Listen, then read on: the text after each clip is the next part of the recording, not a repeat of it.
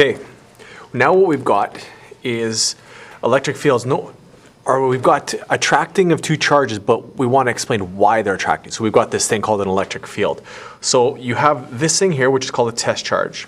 It says it's 9 times 10 to the minus 6. It doesn't tell you that it's minus, so that means that your test charge is positive. That's important. You want to know what the charge is on this.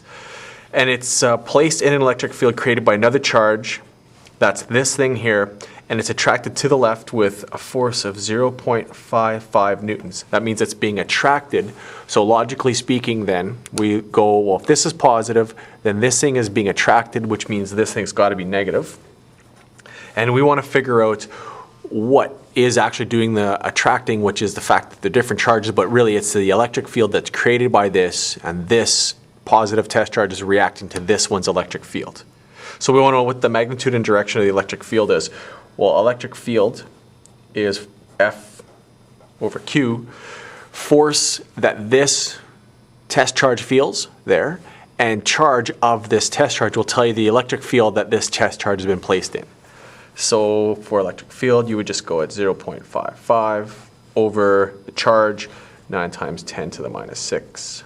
So your electric field then is going to end up being 61,111, and then it's force, which is newtons, charge, which is coulombs. So it's newtons per coulomb. And if you look, or actually what we need to do is remember some theory as to the direction of electric field lines. So an electric field line will come into a negatively charged object. So there is your electric field lines. Now if you look at your direction of the red line, it's to the left, so this thing is left. The other way of figuring out the direction of the field line, the electric field, is to say that if you have a positive test charge, the direction that the positive test charge will travel is the direction of the magnetic field line. So you'll notice that this arrow is to the left and so is that. Had we put a negative in here, I'll just put a negative there, so we'll look at it from here to here, there would have been repulsion this way. That doesn't mean that this electric field changes direction because this is a negative. If you would have put a positive here, the positive would have actually gone this way, and that's the direction of your field line, is towards this negative.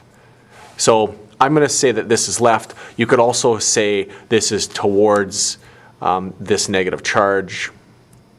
Okay, there's a lot of different ways of saying direction, but when it's right on an axis, it's easy.